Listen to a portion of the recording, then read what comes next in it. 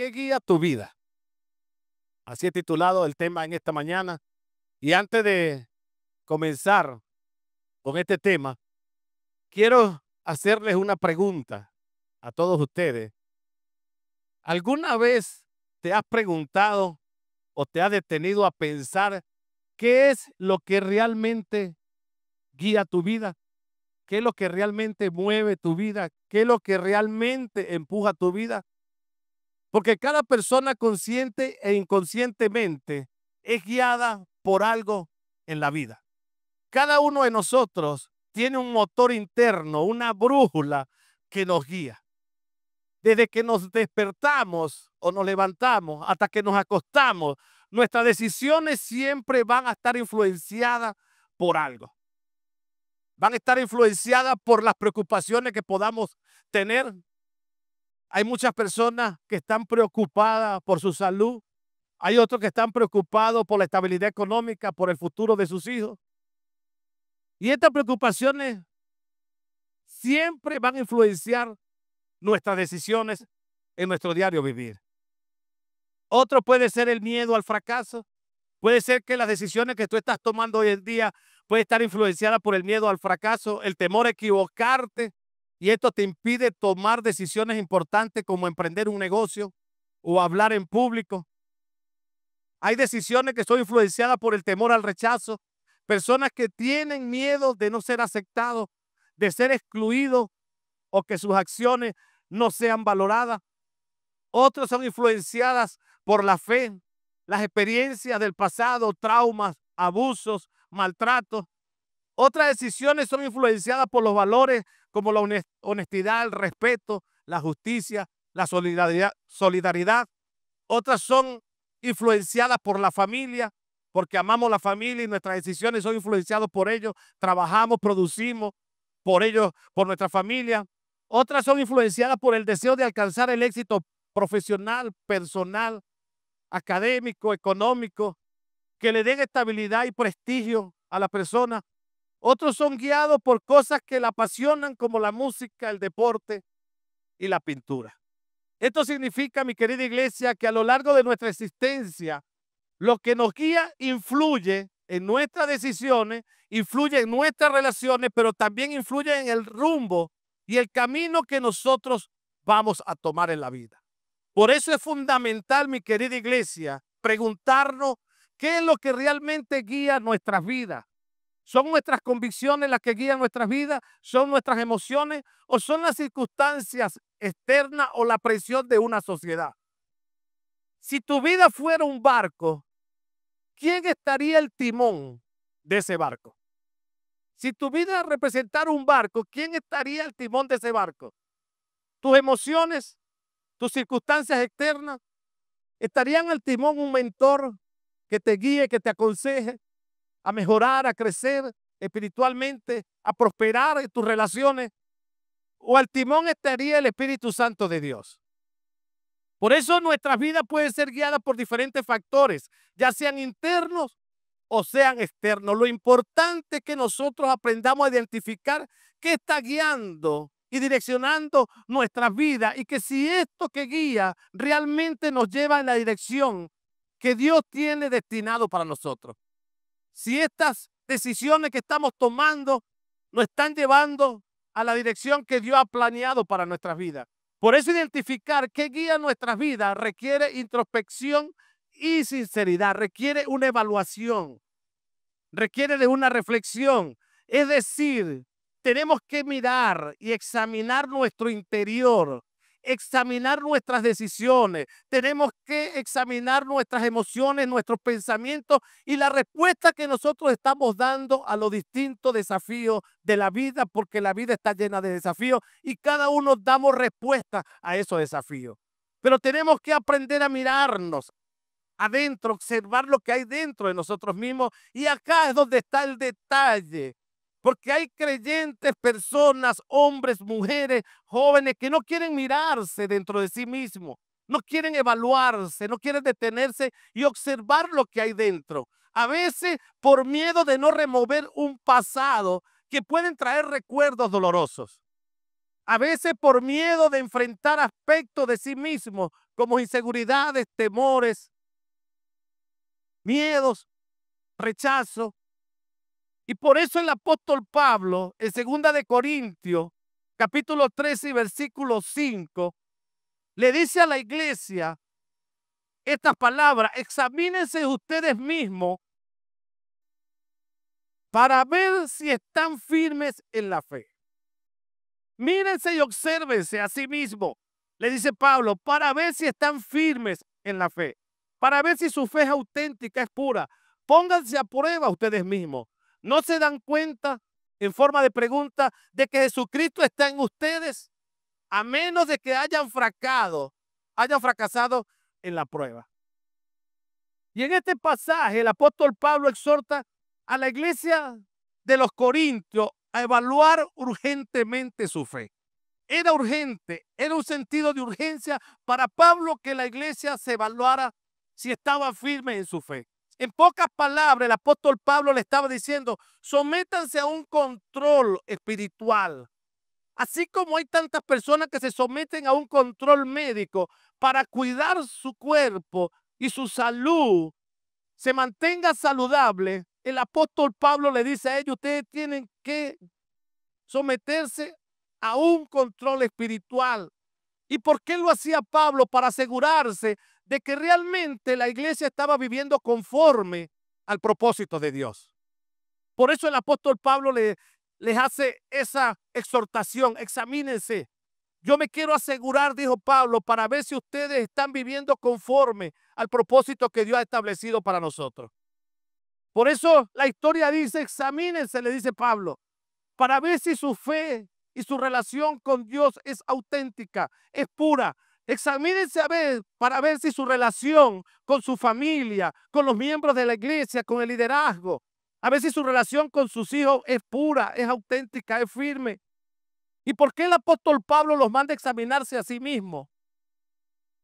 Porque la iglesia de los Corintios estaba con una espiritualidad emocionalmente enferma.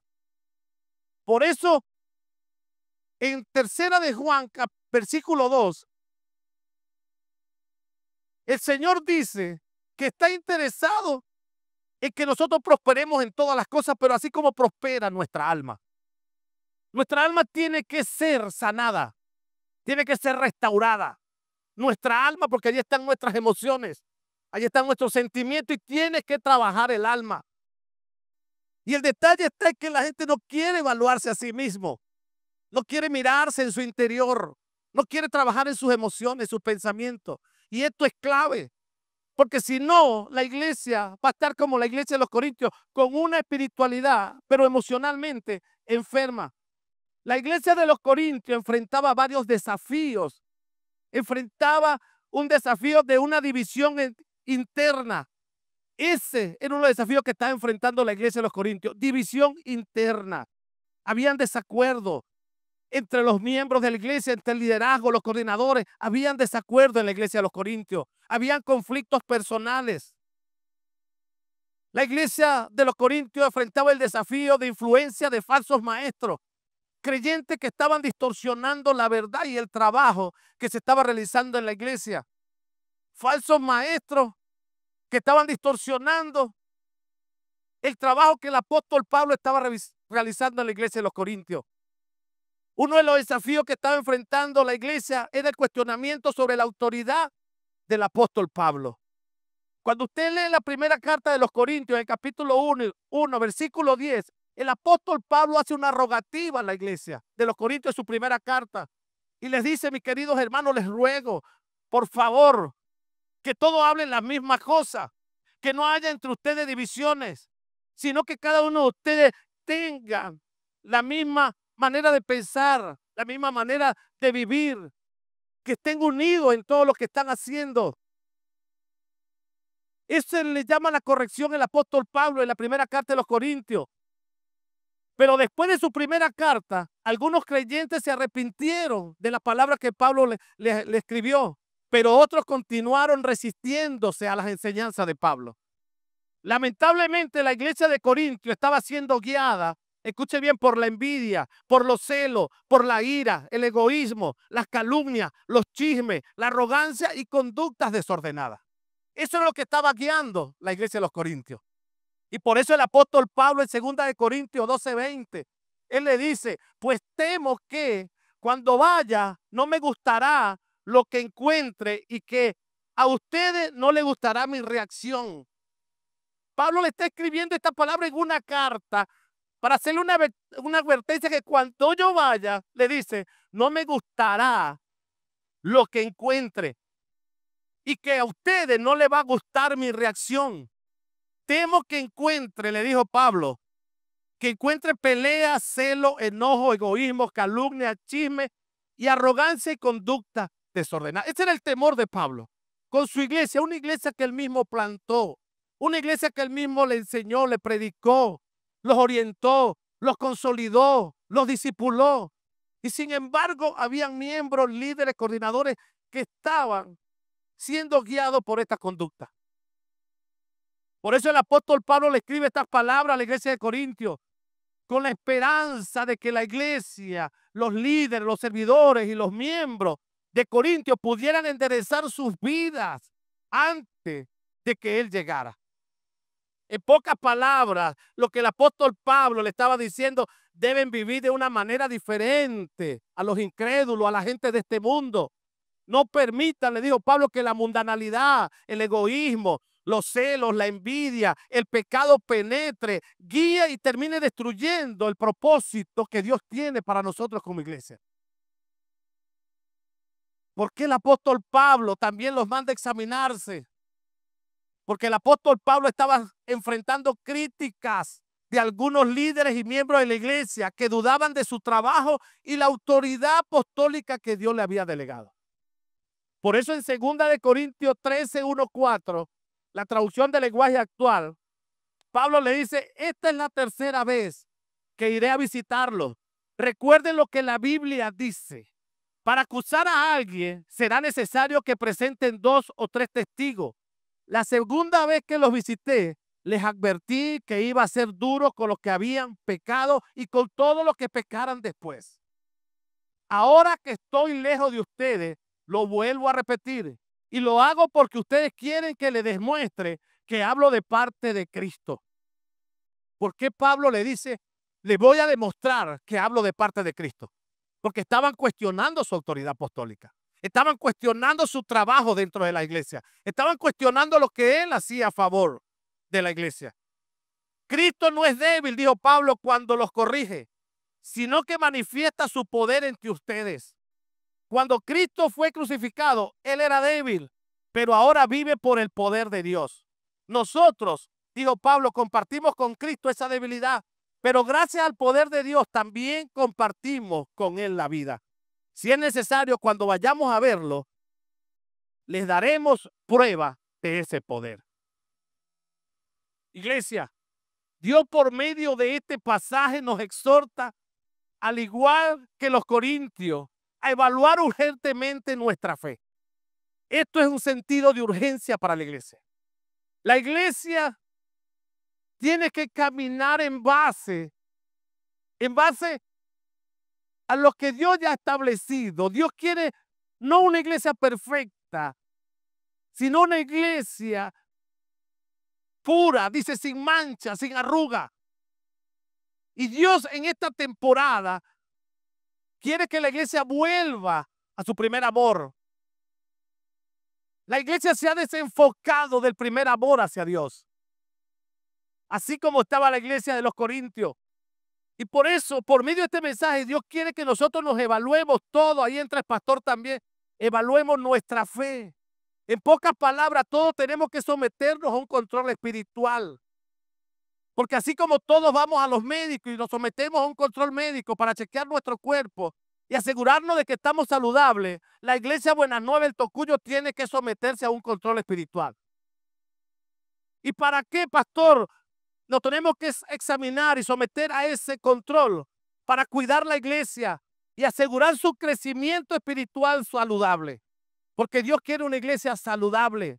La salud de tu casa, la salud de la iglesia, depende de tu salud espiritual y emocional. Así es como estés tú emocional y espiritualmente, así va a estar tu casa, así va a estar la iglesia. Por eso Dios está interesado que la iglesia prospere. Y cuando dice prospere, es prosperar en todo, integralmente, pero así como prospera nuestra alma. Y tenemos que trabajar en nuestras emociones. ¿Y para qué, pastor? Para asegurarnos de que realmente estamos viviendo conforme al propósito de Dios. Por eso todos nosotros los que estamos acá en esta mañana, la iglesia, los que se creen iglesia, tenemos que empezar a examinar a ver si nuestra fe está firme, si nuestra fe es auténtica, es pura. A evaluarnos y examinarnos y mirarnos dentro de nosotros mismos a ver si nuestra relación con Dios, nuestra relación con nuestros hijos, nuestra relación con nuestros padres, con nuestras esposas, es auténtica, es pura. Tenemos que examinarnos para ver si nuestra relación como iglesia, como miembros, coordinadores, líderes, servidores es pura, es auténtica. Tenemos que examinarnos para ver si nuestra relación con el pastor es auténtica, es pura. ¿Y por qué Dios manda examinarnos a sí mismo? Porque la iglesia puede ser, y espero que no pase acá, pero puede ser que también ande o sea guiada por una espiritualidad emocionalmente enferma. Y espero que la iglesia Buenas Nuevas del Tocuyo no esté así. Pero si Dios nos permite que prediquemos esta palabra es porque Dios quiere evitar que la iglesia sea guiada por una espiritualidad emocionalmente enferma. Todos espirituales, gloria a Dios, aleluya, pero emocionalmente andamos enfermos, guiados por los celos, el egoísmo, la contienda, las calumnias, y Dios no quiere una iglesia así. La iglesia puede estar enfrentando varios desafíos, igual que lo enfrentó la iglesia de los Corintios. Puede estar enfrentando un desafío de una división interna. Y usted dirá, pastor, la iglesia puede estar pasando por eso. Puede estar pasando por eso. Por una división interna. Puede estar pasando por desacuerdos. ¿Y está mal los desacuerdos? No, pero que los desacuerdos no nos dividan. Porque los desacuerdos en la iglesia de los Corintios lo estaba dividiendo. Y cuando usted va al capítulo 1, versículo 10 de la primera carta de Corintios, ahí se encuentra cómo estaba la iglesia de los Corintios. Dividida. ¿Por qué? Porque uno decían, yo soy de Pedro, yo soy de Pablo, yo soy de Cefa, yo soy de Apolo. Y Pablo se les para a la iglesia de los Corintios y le dice, ¿acaso Cristo, acaso Cefa, Pedro, Apolo murió por ustedes? ¿Acaso yo fui crucificado por ustedes? El crucificado aquí fue Cristo. Y le hace una corrección, porque estaba dividida la iglesia. Habían desacuerdos. Me gusta más como Pablo o Apolos o Cefa predica, ministra, enseña. Y se divide la iglesia. La iglesia puede ser que esté desafiada por influencia de falsos maestros. Personas que distorsionan la verdad. La reciben, pero cuando la reciben la distorsionan. La desvían del propósito. Influenciada por falsos maestros que distorsionan el trabajo de la iglesia. Por cuestionamientos sobre la autoridad. La iglesia puede estar siendo guiada por la envidia, los celos, la ira, la calumnia, los chismes, la arrogancia, conducta. Por eso el Señor nos habla por medio de Corintios que Él teme que cuando vaya o Él venga, porque viene la segunda venida de Cristo, no le va a gustar encontrar una iglesia en esas condiciones. Por eso Dios nos está enseñando que Él tiene temor y miedo, y Dios lo tiene, sí, porque el anhelo y el deseo de Dios es encontrar una iglesia pura y sin mancha. Y Él teme encontrar en su iglesia peleas, calumnias, envidias. Por eso el Señor nos habla esta palabra por medio de este pasaje, con la esperanza de que todos nosotros los que estamos aquí, incluido el pastor, los líderes, coordinadores y miembros, podamos enderezar nuestras vidas y alinearnos al propósito de Dios. Porque Dios tiene un propósito diseñado para nosotros. Y escuche bien esto para que se les grabe y no se les olvide. Él no quiere una iglesia perfecta. Dios no quiere una iglesia perfecta porque iglesia perfecta no la hay. Porque aquí nos congregamos pura gente imperfecta, débiles. Pero tenemos que tener presente, así como el apóstol Pablo se lo dijo a los Corintios, bástate con mi gracia, hijo mío, porque mi poder va a perfeccionar las debilidades. El poder de Dios puede perfeccionar tus debilidades y mis debilidades. Y Dios no quiere una iglesia perfecta. Pero si quiere una iglesia sin mancha y sin arruga, y lo puede leer en Efesios 5:27. Ahí Dios dice, quiero una iglesia sin mancha, sin arruga, santificada y consagrada solamente para mí, porque mi iglesia tiene que ser posesión exclusiva para mí, dice el Señor. Y ese es el propósito de Dios. El Señor anhela una iglesia sin estas situaciones o condiciones que le leí anteriormente, porque eso puede afectar la santidad de la iglesia. El chisme, la calumnia afecta la santidad de la iglesia. Por eso el Eterno desea una iglesia que esté en un proceso, escucha bien, un proceso de santificación y transformación a través de la fe y la conexión con Él. Su vida nunca va a ser santificada y consagrada y transformada si usted no vive el proceso de una conexión constante, sincera y continua con Dios.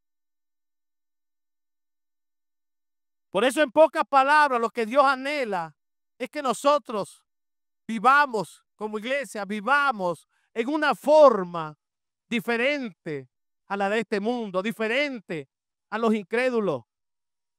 Por eso usted y yo no podemos permitir o no debemos permitir que la mundanalidad, sea los celos, la religiosidad, la envidia, el chisme y el pecado penetre, guíe y termine destruyendo los planes que Dios tiene destinados para nosotros.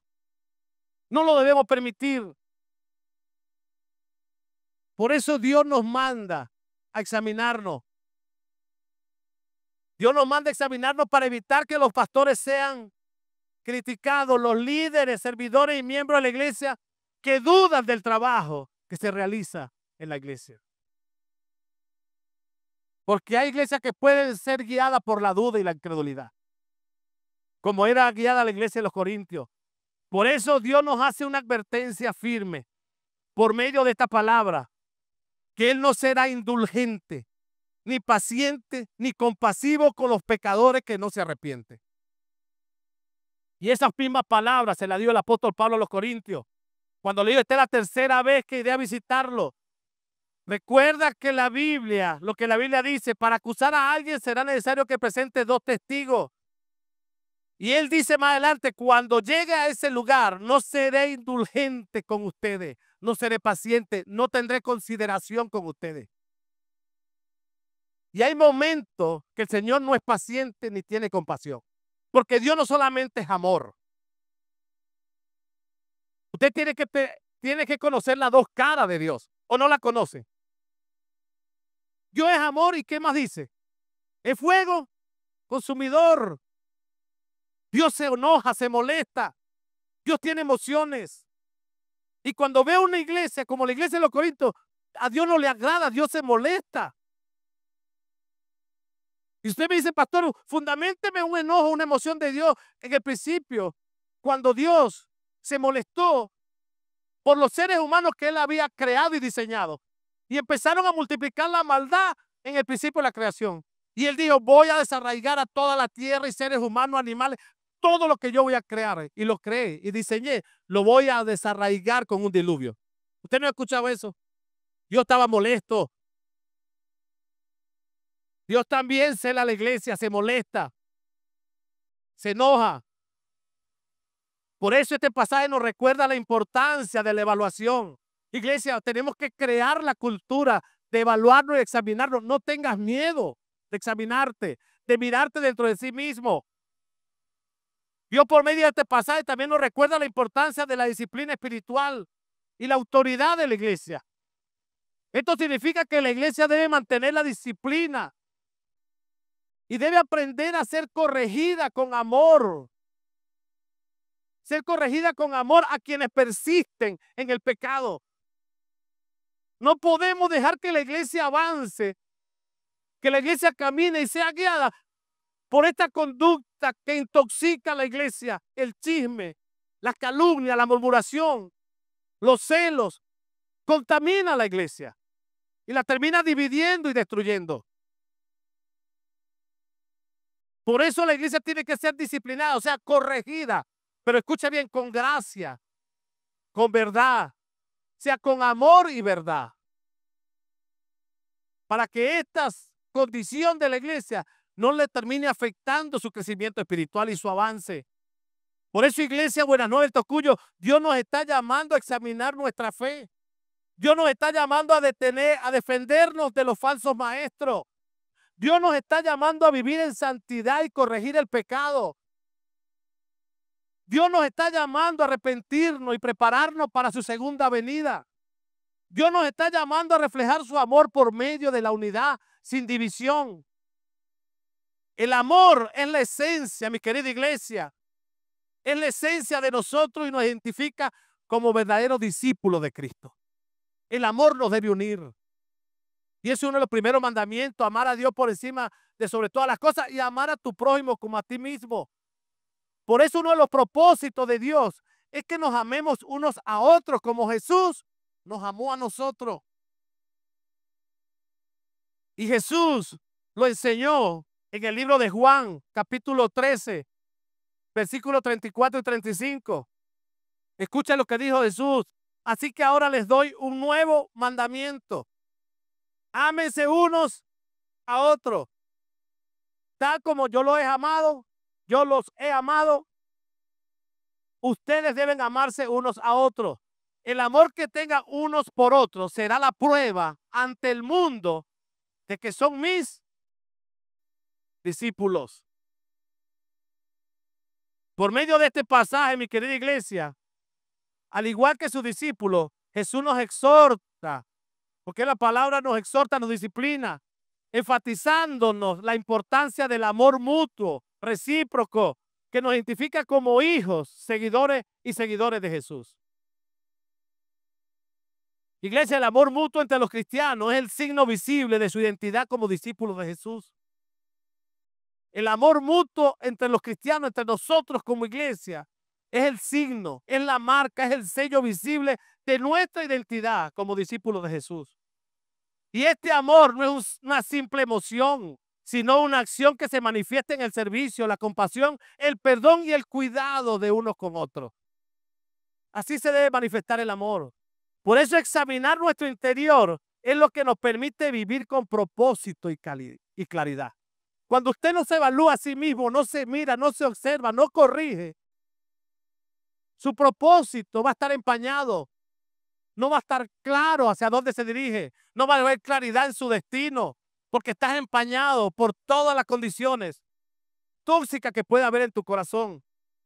Por eso, si usted y yo analizamos nuestras vidas con sinceridad, o si tú la analizas con sinceridad, ¿cree que alguno de estos factores han sido principal en tu vida? ¿Ha sido principal en lo que guía tu vida? Si sientes que alguna influencia externa o interna está guiando tu vida más de lo que quisiera, escucha bien, este es un buen momento para reflexionar y reajustar nuestro rumbo. Este es un buen momento. No esperes otro. Este es el momento oportuno, el momento adecuado que Dios ha permitido. Por eso la pregunta es, ¿qué es lo que realmente guía tu vida? Reflexiona, evalúate, porque todos tenemos algo que guía nuestras vidas. Los diccionarios definen el verbo guiar como mover, conducir, empujar. Cuando tú conduces un automóvil o golpeas una pelota de gol, eres tú la que estás guiando y empujando y moviendo ese objeto en el mismo instante. Eres tú el que lo guía, eres tú el que lo mueve. Ahora, ¿qué es lo que está guiando tu vida? ¿Qué es lo que mueve tu vida? Quizás lo que está guiando tu vida en este momento, allí donde estás sentado, sea un problema. Quizás un plazo o una exigencia financiera. Quizás te guía un mal recuerdo, una traición, un desengaño. Tal vez lo que guía tu vida es un temor constante, temor al futuro, temor al presente. Quizás te guía las redes sociales. Quizás te guía la ira y el resentimiento. Quizás en este momento te está guiando heridas no sanadas o frustraciones acumuladas. Hay cientos, mi querida iglesia, de circunstancias y razones y sentimientos que pueden guiar nuestras vidas. Y hoy te voy a nombrar una de 5 razones más comunes que pueden estar guiando nuestras vidas. Y una de las razones que pueda guiar tu vida o pueda guiar mi vida es la culpa. Un sentimiento de culpa que es como una sombra que te sigue donde quiera que va. La culpa es una de las razones que pueden guiar la vida de muchas personas, cristianas y no cristianas. Algunas personas pasan gran parte de su vida evitando enfrentar sus errores y ocultando su vergüenza. A veces el peso de los errores o la vergüenza puede hacer que una persona prefiera esconderse en lugar de enfrentarlos. Huir de los errores puede parecer una forma de protección, pero a largo plazo te va a impedir tu crecimiento y tu sanidad emocional. Y una forma de uno esconder los errores y la vergüenza es la negación. Es la negación, es decir, personas creyentes que niegan la realidad de un error para evitar un malestar en su vida y en los que están a su alrededor. Y escuche bien esto, porque estamos aquí para desaprender y aprender.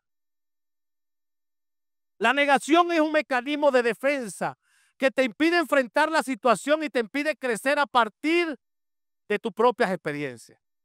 Ejemplo, pastor, un padre o una madre que ha sido demasiado autoritario con sus hijos podría negar que su estilo de crianza haya afectado su relación con ellos.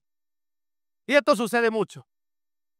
Hay padres y madres que se aferran que su manera de educar a sus hijos es la correcta. Y uno ve en su relación con sus hijos que sus hijos se distancian cada vez más de su corazón. Y todavía niegan la realidad de que su manera autoritaria, irritante contra sus hijos, está alejando el corazón de sus hijos para con los padres. Y ese es un ejemplo que a cualquiera nos puede pasar. Negamos. Caemos en negación. Negamos los errores que estamos cometiendo. Porque nos da vergüenza de ser disciplinado y corregido. Un líder espiritual que ha cometido un error como hablar mal y con dureza de otro líder sin fundamento puede negarlo y justificar su acción. Y eso puede suceder dentro de la iglesia. Puede suceder dentro de tu casa. Puede suceder dentro de tu vida laboral. Eso puede suceder con tus amistades. Cometes el error de hablar mal de alguien y con dureza y afirmas que es así. Y cuando tú ves que todo lo contrario, que te equivocaste, entonces tú niegas y justificas tu acción. Por eso la negación puede ser una forma de autoprotección, pero cuando se prolonga esa negación, eso va a impedir la restauración y el crecimiento en tu vida. Y lamentablemente hay creyentes que se quedan atrapados en sus errores.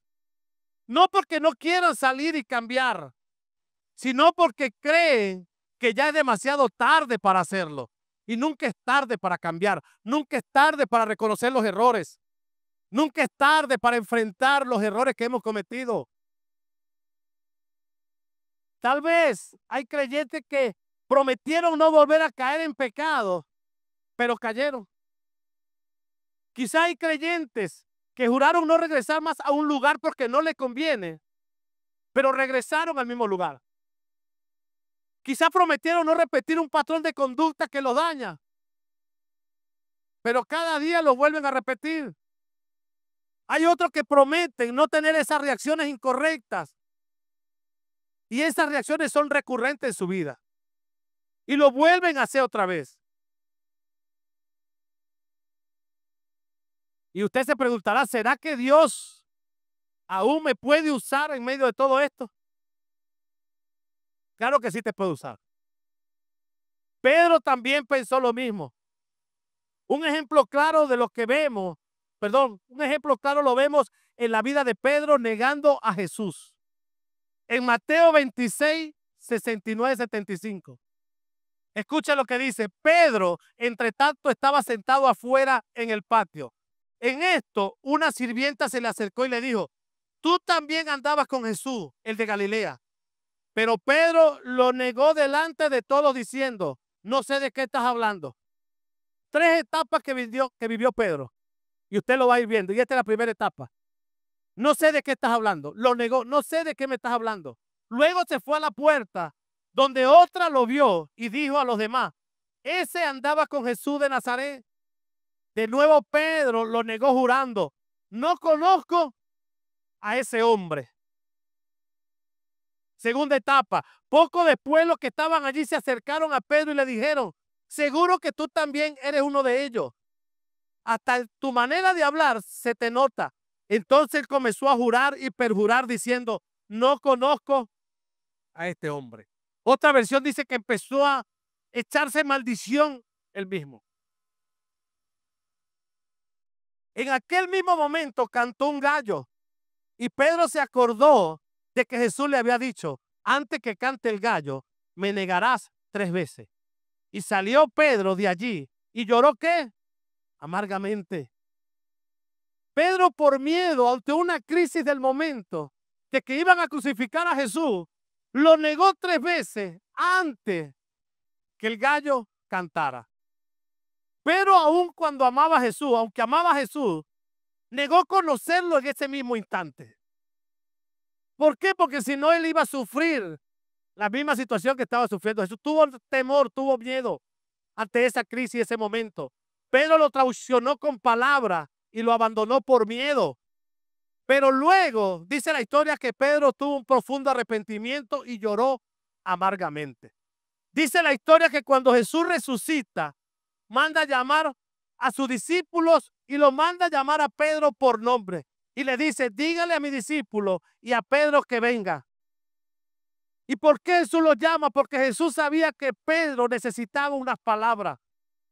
Pedro necesitaba una palabra de ser restaurado. Pedro necesitaba una palabra que le recordara que aún el error que había cometido no lo iba a descalificar del propósito que Dios tenía para con él. Y Jesús le dice a Pedro, tu error, Pedro, no te descalifica de tu llamado. Dice la historia que cuando Pedro se encuentra cara a cara con Jesús, Jesús no le pregunta, Pedro, ¿por qué me fallaste? Jesús no le hace esa pregunta, Jesús le pregunta, Pedro, ¿me amas? ¿Y por qué Jesús le hace esta pregunta a Pedro? ¿Por qué le dice, Pedro, me amas? Porque Jesús sabía que el amor redime, libera y salva lo que el pasado quería destruir en la vida de Pedro. Y dice la historia que en ese mismo día Jesús le entrega un nuevo encargo a Pedro. Y le dice, Pedro, ve y apacienta a mis ovejas. Ten cuidado de mis ovejas. Cuídala, protégele. Provéele lo que ellos necesiten. Yo voy a estar contigo, Pedro. Pero tú tienes que apacentar mis ovejas. Iglesia, esto es gracia. Esto es amor. Esto es propósito divino. Esto es victoria en la vida de Pedro. Por eso este pasaje nos enseña cómo la negación puede ser impulsada por el temor. Ejemplo, algunos podemos sentir temor de ser criticados, rechazados, burlados y avergonzados por ser cristianos. ¿Y a cuánto no nos pasó en algún momento ese temor de ser criticado y señalado por nuestras amistades por ser cristiano evangélico? Pero la Biblia dice en Romanos 1:16, y usted lo debe decir, no me avergüenzo de ser cristiano evangélico porque es poder de Dios para todo aquel que cree. Porque por ese poder alcanzaré la salvación. Y la alcanzarán los judíos y los que no son judíos. Usted y yo no nos podemos avergonzar de ser cristianos evangélicos. Porque al igual que Pedro, muchas veces negamos a Jesús. Negamos a Jesús cuando nuestras decisiones y acciones van en contra de los principios establecidos por Dios. Escuche bien esto.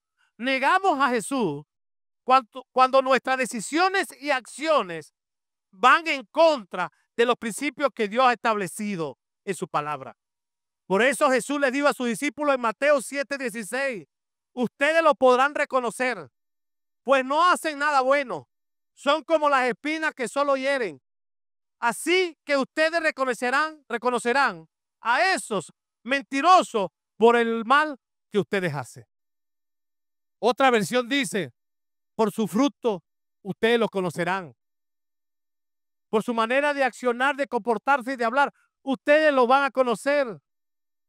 Iglesia, la verdadera naturaleza de un creyente, de una iglesia, de un hijo discípulo de Cristo, se refleja a través de sus acciones y comportamientos. Se refleja a través del amor y la verdad en su vida. A través de tu actitud, de tu comportamiento, tus acciones, tu manera de hablar, vas a reflejar tu naturaleza, tu esencia en tu interior. Vas a reflejar la naturaleza o el ADN de Cristo en tu manera de hablar, en tu manera de actuar, en tu manera de accionar. Y no solamente acá, recuérdalo bien, es en tu casa, es en tu trabajo, es con tus amistades. Que tú vas a reflejar el amor y la verdad y la justicia de Dios. Nosotros negamos a Jesús cuando nos guía el rencor y el resentimiento, en lugar de practicar el perdón que Jesús nos enseñó en el Padre Nuestro. Jesús le dijo a sus discípulos en Mateo 6:12, perdona nuestros pecados como nosotros también perdonamos a los que nos han hecho mal. Iglesia, el perdón no es solo un acto de gracia, sino también una condición para recibir el perdón divino. ¿Cuántos quieren recibir el perdón de Dios? Pero tienes que perdonar a aquellos que te han ofendido, que te han hecho mal. Porque el perdón no es solo un acto de gracia, de amor. No, el perdón es una condición para recibir el perdón divino. Iglesia, negamos a Jesús cuando actuamos o nos guía la mentira y la hipocresía. Ahí estamos negando a Jesús. En ese momento estamos presentando una imagen falsa de nosotros mismos. Cuando actuamos con hipocresía, cuando actuamos nos guía la mentira, en ese momento estamos presentando una imagen falsa de nosotros mismos. Estamos actuando como los fariseos y los escribas, a quienes Jesús los confrontó por su doble moral. Por eso en Mateo 23:27 dice, ay de vosotros, dijo Jesús, escribas y fariseos, hipócritas, ¿por qué sois semejantes a sepulcros blanqueados? Que por fuera la verdad parece hermoso, aparenta ser puro, aparentan ser sabio, aparentan ser compasivo, aparentan ser misericordioso. Pero por fuera parece ser hermoso, mas por dentro están llenos de ¿qué? De huesos muertos y de inmundicia y suciedad. Iglesia, no basta con aparentar santidad. No basta con aparentar de ser santos, cristianos, miembros de una iglesia, sino que el corazón debe estar verdaderamente alineado a la voluntad de Dios. Esto no se trata de apariencia. Esto se trata de un proceso de santificación que todos estamos involucrados. El pastor día a día vive ese proceso de santidad. No lo vives tú solamente, yo también lo vivo.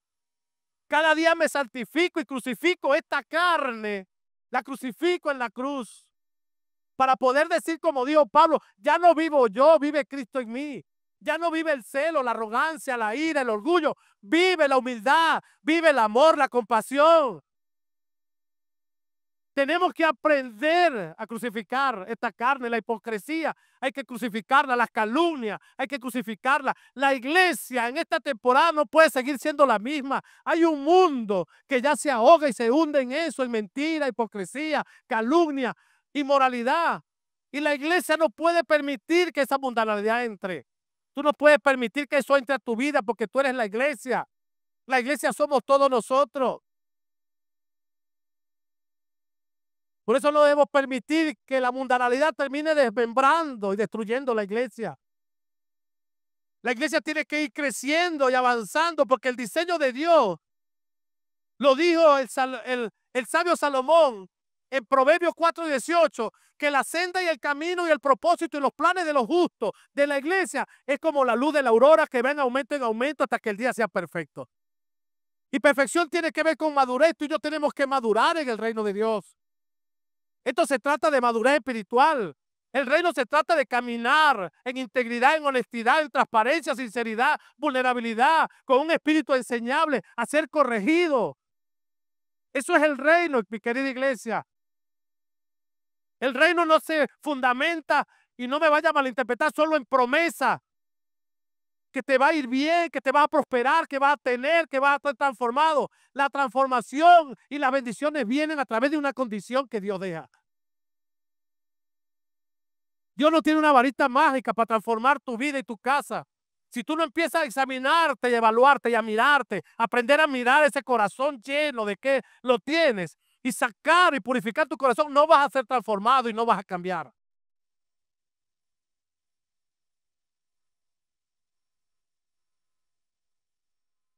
Dios ya cambió su mensaje, mi iglesia. Estamos en los últimos tiempos. Usted no sabe que estamos en los últimos tiempos. ¿Y por qué Dios no está hablando en esta temporada de esta manera? Estamos volviendo a lo rudimentario, al primer amor, porque Dios no quiere que su iglesia perezca. Y ya estamos en los últimos tiempos. Jesús está cerca de regresar. Y Jesús necesita encontrar una iglesia sin manchas, sin arrugas, sin imperfecciones, orgullo, arrogancia, altivez, soberbia. Dios no quiere encontrar a su iglesia de esa manera. Dios la quiere encontrar pura, unida, llena de amor. Por eso negamos a Jesús cuando la codicia y el materialismo nos guían. Primera de Timoteo 6:10. Porque el amor al dinero es la raíz de toda clase de males. Y hay quienes por codicia se han desviado de la fe y se han causado mucho sufrimiento. Iglesia, aprende esto: el afán desmedido por el dinero nos puede llevar a la codicia, a la corrupción y al alejamiento de nuestra fe y el propósito que Dios tiene. En sí el dinero no es malo, oye, no es malo, es bueno. ¿Cuántos creen que el dinero es bueno? El dinero es bueno, pero el codiciarlo y el afanarnos por el dinero y un amor desmedido, un afán desmedido por él, nos puede llevar a la codicia y a la corrupción y alejarnos del propósito y los planes que Dios tiene para nosotros. Negamos a Jesús cuando no reconocemos nuestros errores. Proverbio 28:13 dice: el que encubre sus errores, sus pecados, sus vergüenzas, no va a prosperar. Puede decir que hay tantas personas, matrimonios y relaciones que no prosperan porque no reconocen sus errores. No reconocemos nuestros errores. Y tenemos que aprender a reconocer nuestros errores para poder prosperar. Y no solamente una prosperidad económica, sino una prosperidad en mi relación con mi familia, con mi esposa, con mis hijos, con ustedes mismos. Yo no puedo tener nada encubierto, porque eso me va a impedir mi crecimiento, mi prosperidad, mi avance. Y el sabio Salomón lo dejó muy claro: el que encubre sus pecados no prospera, pero el que lo confiesa y lo abandona, dice que alcanzará la misericordia y las bendiciones y los planes que Dios tiene destinados para él. No solamente confesarlo. Hay gente que confiesa: sí, Señor, te confieso que he pecado. Está bien, porque al igual que Pedro, tú y yo tenemos que tener un arrepentimiento profundo y muchas veces llorar amargamente por los errores que cometemos. Pero no solamente debemos ir al Señor y confesar mis pecados, mis errores, mi vergüenza de mis malas decisiones, sino que tengo que abandonar ese pecado y esos errores. Porque solamente así, escucha bien, solamente así vamos a alcanzar la misericordia y las bondades, el favor y la gracia de Dios. Iglesia, el verdadero camino hacia la restauración y la prosperidad es reconocer nuestros errores y apartarnos de ellos.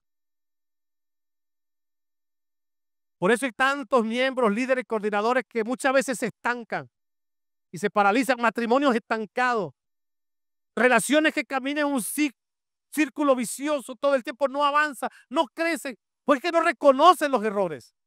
Les cuesta aceptar que se equivocan. Sí, es verdad. Y lo dice la Biblia en Hebreos 12:11. Creo que lo dice, si no me equivoco. Dice: la disciplina a la verdad es penosa, da vergüenza. Pero cuando tú la recibes en el Espíritu, va a producir una cosecha de justicia, paz y prosperidad y bendición en tu vida. A veces no nos agrada que nos disciplinen y nos corrijan. Pero necesitamos corregir. La iglesia necesita ser corregida para que pueda avanzar y pueda crecer. No podemos seguir estancados en nuestros errores como estaba la iglesia de Corinto, estancada, paralizada en esos errores. Si Pablo no reacciona con dureza, la iglesia muere. Y tú y yo no fuimos diseñados para morir, sino para generar vida a otros. La Biblia nos enseña que debemos tener un profundo arrepentimiento para que nuestras vidas sean restauradas. Dios sabe que como iglesia necesitamos esta palabra. La iglesia necesita ser restaurada desde su interior. La iglesia y tú y yo necesitamos recordar que nuestros errores no nos descalifican de nuestro llamado. Tu error no te descalifica de tu llamado. Porque Dios está preocupado, no está tan preocupado, perdón, por tus errores. Dios está más preocupado que tú descubras el propósito para cual Él te creó. A Dios no le preocupa tanto tus errores y tus debilidades. Le preocupa más que tú descubras, que tú abraces el propósito que Él tiene destinado para ti. Porque cuando tú descubres el propósito y lo abrazas, tus errores y tus debilidades van a ir menguando. Dios no se escandaliza por tu historial de errores. Puede ser que tú abras tu historial y estén llenos de errores, pero Dios no se escandaliza por eso. Pero sí le duele cuando renuncias a su propósito. Eso sí le duele al Señor. A Dios no lo escandaliza tu historial de errores, sino que le duele cuando tú renuncias a su propósito. Lo único que Él quiere saber hoy de la iglesia Buenas Nuevas del Tocuyo es que sí amas al Señor. Eso es lo que Dios quiere saber. Iglesia Buenas Nuevas del Tocuyo, tú me amas. Tú me amas, iglesia. Tú amas al Señor. Amas su verdad. Amas al Espíritu Santo.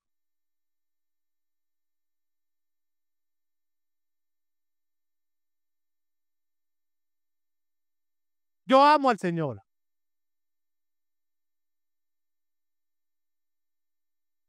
Y cada día lo amo más. No por las añadiduras, sino por lo que cada día hace en mí.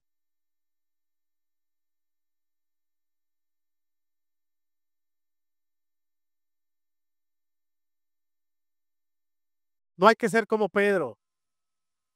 No esperes que el gallo te cante 3 veces. Evalúate, examínate. Porque si tu respuesta es sí, hoy, entonces levántate y vuelve a empezar. Dios me dio oportunidades. Si tú dices amar a Dios, vamos, si tu respuesta es sí, Señor, sí te amo, entonces levántate, levántate y empieza de nuevo, empieza a reconocer, a aceptar, déjate enseñar, discipular, corregir. Dios no ha cambiado de opinión sobre ti. El amor de Dios es constante, es inmutable y siempre está dispuesto para restaurar tu vida. No importa cuántas veces hayas fallado, si respondes con un sí sincero, puedes levantarte y seguir adelante. Dios sigue creyendo en ti, sigue teniendo un propósito para tu vida y nunca te va a abandonar. Vamos, iglesia, camina con confianza y convencido que cada nuevo comienzo es una oportunidad para crecer y acercarnos a Él. Si hoy necesitas volver a empezar, hazlo ahora, hazlo ya, con la certeza de que su gracia y su amor te va a sostener todos los días hasta el fin del mundo.